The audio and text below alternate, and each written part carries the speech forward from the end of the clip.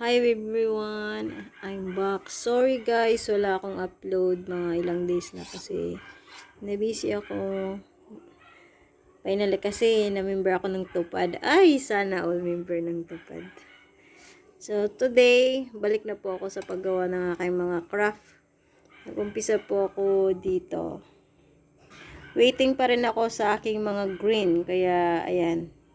Steam muna. Sa mga nag-order, pasensya na po. Hintay-hintay lang po. Talagang walang parcel na dumating. So, ito yung cute. Type na type ko rin to. Sobrang cute. Ito.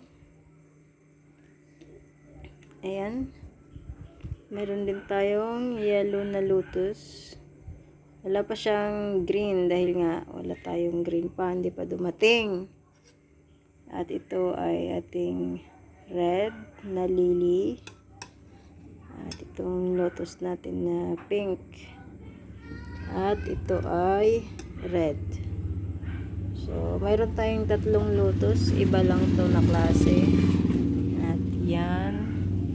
At ito rin ang ating mga lilies. Ito. Ayan. At itong isa na cute. Parang bulaklak ng kalabasa lang eh. So, ayan. So, ito rin ang ating Christmas tree. Sa mga nag-order ng Christmas tree, hintay-hintay lang po. Talagang wala pa yung parcel. Hindi pa dumating. So, sana ngayong October ay maibigay ko na lahat yung mga order nyo. So, ito lang gawa ko kayong tanghali lang to.